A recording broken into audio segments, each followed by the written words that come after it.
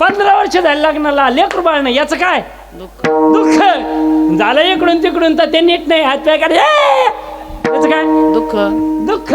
बरं ठीक आहे, ते राहिलं नीट आहे, ते राहिलं नीट तर ते पुढं नीट वागत नाही, याच काय दुःख वागलं नीट तर शाळेत जात नाही, याच काय दुःख गेलं शाळा तर त्याला काय येत नाही, याच काय दुःख गेलं शाळा तर पास होत नाही, याच काय दुःख झालं पास तर पुढे चांगल्या कॉलेजला नंबर लागत नाही, याच काय दुःख लागला नंबर तर नोकरी लागत नाही, याच काय दुःख लागली नोकरी तर पगार भेटत नाही, याच काय दुःख पगारासहित नोकरी भेटली तर छोकरी भेटत नाही, याच काय भेटली छोकरी तर ते नीट राहत नाही, याच काय राहिली नीट तर दोघांवर बायको जमत नाही, याच काय आणि दोघांचं गडी एखादी राहिले तर आपल्याला घरात ठेवत नाही, याच काय अरे सारं दुःखच देणार आहे ना पोराने. महाराज कोणता ऐका ना, जो सर्वज्ञ आणि दयाघन मुनी हृदयी ज्याचे करीती ध्यान, त्याचे बुद्धी उपाधी करून मिथ्या भान मजची माझी होतसे. परमात्मा सत्य आहे, पण त्याच्या अज्ञानानं काय होतं मग, ज्याच्या आज्ञाने भासे जगत, जसा दोरीवरी सर्प दिसत, परी दोही ठाई सर्पना जगत, ते स्वतंत्र आणि स्वयं ब्रह्म मीची असे. विठाला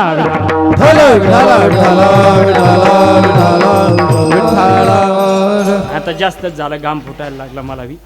ऐक, परमात्मा सत्य आहे, जगत मिथ्य आहे. जे मिथ्य म्हणजे खोटं असतं ते दुःख देणार राहतं, जे खोटं असतं ते दुःख देणार राहतं. वेदांत शास्त्राचा सिद्धांतच आहे, खोट्या वस्तू माणसाला दुःख देतात. प्रमाण सांगू काय, येरती माई के दुःखाची, माईक पदार्थ दुःखाला जन्म देतात. मग संसार खोटा आहे तो दुःखाला जन्म देतो. कस काय जन्म देतो महाराज, कोणाला दिलं नाही. आज पोहोच संसारात कोण सुखी झालं महाराज, हा पोरग सुखी झाला, बाप सुखी झाला, चुलता सुखी झाली, चुलती सुखी झाली, काका सुखी, काकी सुखी, मामा सुखी, मामी सुखी, मावसा सुखी, मावकी, आज कोण सुखी झालं. अरे सुख म्हणायला सुद्धा नाही, सुख नाही. आता एवढ्या बाजारात सुख नाही. ऐका, संसारात सुख कस काय सुख नाही महाराज, कुठलीच गोष्ट संसाराची सुख नाही. पोरगा संसाराचं सुख आहे का, ऐका, पोरगा संसाराचं सुख अजिबात नाही महाराज. पोरगा संसाराचं सुख नाही याच्याकरता शास्त्र म्हणतो तो जन्माला येण्याच्या आधीपासून दुःख देतो.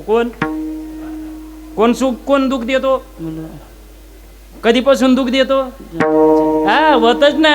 लय दिवस झाले लग्न झालं, आम्हाला पोरगा नाही, याचं काय आहे बापाला दुःख हा. 15 वर्ष झाले लग्नाला, लेकरू बाळ नाही, याचं काय दुःख दुःख झालं. इकडून तिकडून तर ते नीट नाही, हात पाय काढ, याचं काय दुःख दुःख.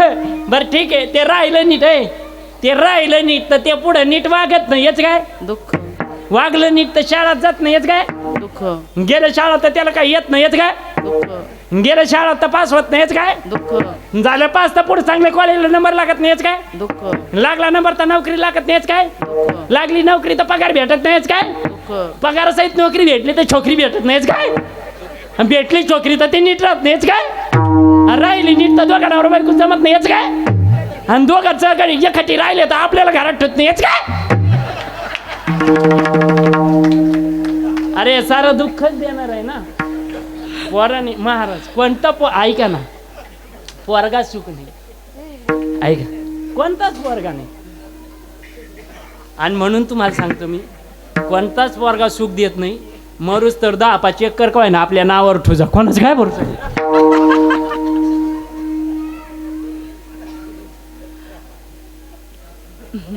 खोटे बोलत नाही रमेश बाबा, मी नारदाच्या गादीवरी काल पोरा बे नाही, एक बाप मायापाशी रडलाय. कालची गोष्ट आहे, कालची गोष्ट ही. आमच्या नगर जिल्ह्यातला एक बाप पोरगा बोलला महाराज, कावळ्या काळजाचा बाप होता, माळकरी वृत्तीचा. ते घंटा वाजू नका ना, छान माणूस जाण तिकडं. अरे मा पोट पाण्याचं आहे,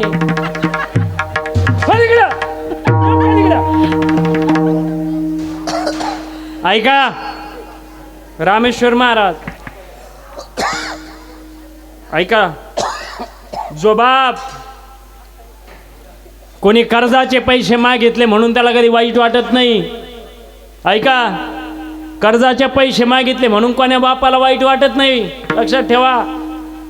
त्याला लोकांच्या घरी काम करावं लागतं म्हणून बापाला वाईट वाटत नाही. अरे त्याला 2 वेळेस नीट खायला भेटत नाही म्हणून त्याला वाईट वाटत नाही. तुमच्या माझ्यासाठी राब राब राबतो बाप, आणि एवढं राबून सुद्धा त्यांनी हाडाचे काढ रक्ताचं पाणी रात्रीचा दिवस केल्यानंतर सुद्धा ज्यावेळेस त्याच्या सुनाच्या समोर त्याचा मुलगा त्याला बोलतो ना, त्याच्या जीवनात दुःखाचा डोंगर ढासळल्याशिवाय राहत नाही. बाप बाप असतो रे. राहू दे राहू दे, विठोबरक मैल बांधू. ओ विठोबरक मैल बांधू. आता राहू दे, आता 10-5 मिनिटं राहू दे. खूप लढतो रे बाप पोरासाठी. लक्षात ठेवा पोराओ, कमी जास्त झाला असेल त्याच्याकडून सोडून द्या. राहू दे राहू दे, नुसतं धरू आपण त्याला बांधू. किती लढतो बाप. तुकोबरा म्हणतात, बाप करी जोडी लेकुराची ओढी, आपुली कुरवंडी वाळवणी, बाप तलवार ढाल, बाप पेटती मशाल, बाप जागतो म्हणून घर झोपते खुशाल, बाप स्वाभिमानी बाळा, बाप कणखर कणा, त्याच्या काळजात सुधाला जाडूची संवेद. ऐका, म्हणून प्रत्येक पोराची जबाबदारी आहे. आणि ऐका, परमार्थ परमार्थ म्हणजे दुसरं काही नाही हो. माझे गुरुजी नेहमी सांगत असतात, तुमच्या जीवनात परमार्थ परमार्थ म्हणजे नेमके काय असेल तर परमार्थ म्हणजे दुसरं काही नाही हो. तुमचे मायबाप घरामध्ये पडलेले आहेत. 80-85 वर्षाचा बाप आहे तुमचा पोरा हो. 85 वर्षाचा बाप आहे, तब्येत खराब आहे. अरे खोकून खोकून तोंडात दिडकी आली. खूप मोठं घर आहे तुमचं, त्याला थुंकण्याकरता जागा सापडत नाही पोरा हो. आणि अशा टायमाला तुमचा धरणीवरती पडलेला बाप खोकतोय. तुम्ही खूप मोठे ऑफिसर असाल, तुम्ही महाराज असाल, तुम्ही कीर्तनकार असाल, तुम्ही गायक असाल, तुम्ही वादक असाल, तुम्ही अधिकारी असाल, पोलीस असाल, शेतकरी असाल, कुणी असाल, तुमचा बाप थुंकण्यासाठी जागा पाहतो, त्याला थुंकण्यासाठी जागा सापडत नाही. त्याच्या मनातला भाव ओळखून त्याची थुंकी झेलण्याकरता तुमचा हात पुढे करा. बापाची थुंकी झेलण्याकरता पुढे केलेला हात कधीच कुणासमोर पसरावा लागणार नाही. ही ताकद बापाच्या हातात. आणि म्हणून चला का सांगत होतो मी, सुख देणारे नाही महाराज कोण्या पोराने नाही. नाही पोरगा सुख नाही, बायको सुख. बायको सुख देते का? हा, बायको सुख देते. हा, आपला टाइम लई होत चालला. आता आपण प्रमाणात जर घेत गेलो ना, आहे की नाही. मला 1 वाजूच तर सांगितले आणि मी बोलायला आवडते. आणि त्याच्यात मला सांगितलं तुम्हाला पवाडा म्हणायचा. हा, छत्रपतींचा पवाडा म्हणायचं. बाबा माफ करा, तुमचं प्रमाण बरोबरच आहे, पण मीच खोडीच आहे. ऐका, तुम्ही म्हणता सगळ्याच घेतली आणि माहीच कम नाही घेतली. आता ते बी देणार नाही. विढाला विढाला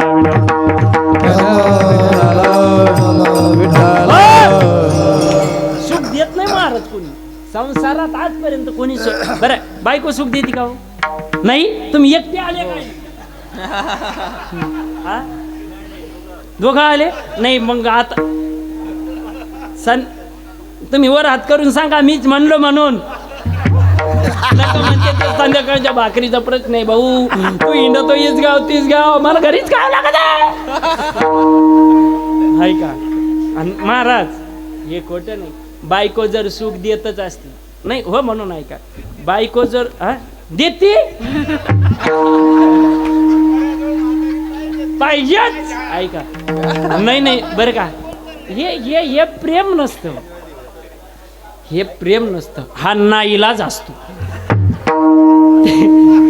ऐका, एक 85-90 वर्षाचे बाबा त्याच्या बायकोला डार्लिंग म्हणायचे. कृष्ण महाराज 85-90 वर्षाचं म्हातारं बायकोला डार्लिंग म्हणायचं. आता मी पाहिलं, म्हणलं बाबा काय पटत तुम्हाला, आता 90 वर्षाचे झाले नाही, या वयात तुम्ही बायकोला डार्लिंग म्हणता. लईच प्रेम होतो चाललं. प्रेम फिम काय नाही म्हणे. म्हणलं मग डार्लिंग का म्हणता? गेली 10 वर्षापासून तिचं नावच ध्यानातून गेलं म्हणे. बरं जाऊ द्या. बायकोने जर तुम्हाला सुख दिलं असतं तर तुमच्या सख्या भावातून वाईली काढलं असते का? पोरग नाही बा कोणी नाही तुम्हाला. कितीला आहे तू? हा 6वीला. ए 2 भाऊ वेगळं कधी निघतेत रे? ती 40 वर्ष झाल्यावर पण नेमका कधी लग्न झालं? बर लग्न झाल्यावर कोणामुळे वाईली निघते रे 2 भाऊ? ते नाही माहित. हा बायको नाही. कृष्ण महाराज खोटं नाही. रमेश बाबा आमची कडली घटना आहे. कार्तिक महाराज काय झालं, आमच्याकडे 3 जण भावाचं कुटुंब होते. बाबा 3 जण भावाचं. थोरला बाहेरगावी म्हणजे थोरला कारभार पाहायचा घराचा, मधला बाहेरगावी नोकरीला होता कुटुंब घेऊन, आणि धाकला म्हणजे लहाना जे होता तो शेती पाहायचा. आता मधल्याचा संबंधच नाही राहिला, मोठा आणि लहाना. तर मोठा कारभार पाहायचा आणि लहाना शेती पाहायचा. एक दिवस काय झालं, त्या मोठ्याच्या बायकोनी एक ऊसाचं टिपरू आणलं. ऊसाचं टिपरू कळतं तुम्हाला? ऊसाचं टिपरू भांडणात वापरीत ते नाही ऐका. तर ते ऊसाचं टिपरू आणलं महाराज मोठ्याच्या बायकोनी, आणि ते ऊसाचं टिपरू तिने मोडलं, असं मधून मोडलं. आणि जो बुडखा काढला भाग होता का, तिने तो तिच्या पोराला दिला जे गोड राहत ते. आणि वाड्या काढला ऊस होता तो लहान्या जावाच्या पोराला दिला. जावच म्हणते तुमच्याकडे जाऊ, हा लहान्या जाऊच्या पोराला दिला. आणि ते पाहिलं लहान्या जाऊनी का आमच्या जाऊबाईनी माझ्या मुलाला वाड्या काढला ऊस दिला आणि तिच्या मुलाला बुडखा काढला दिला. त्या जाऊबाईनी हिला जाऊ दिलं. संध्याकाळी विवेक महाराज नवरा घरी आला, दमून आला होता बिचारा लहानीचा. आणि तो तिला आता खेड्यातला गडी रानटी आवाज, ओय वाढ मला जेवायला. ती अशी जीच फुगून बसली. 1 नाही 2 नाही, अरे मला जेवायला वाढ ना. अरे जेवायला वाढ. टोपल्यात भाकरीत घ्यावतो आणि खावतो.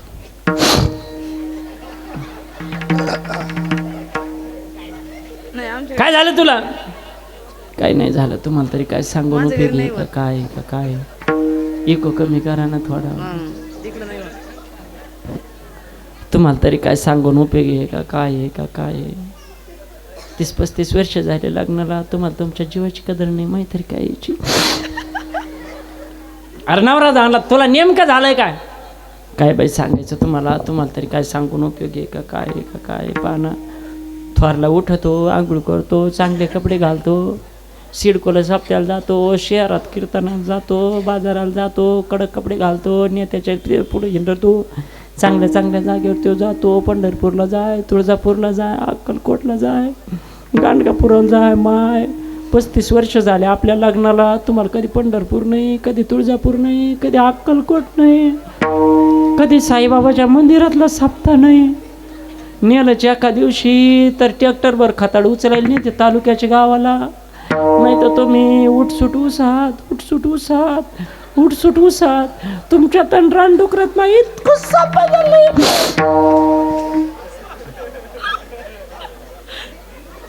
नवरा म्हणला मला रानडुकर कर नाही तर ह्याल्या कर. तुला काय झालंय सांग? काय खरं आहे की? अरे ती खरं आहे म्हणते.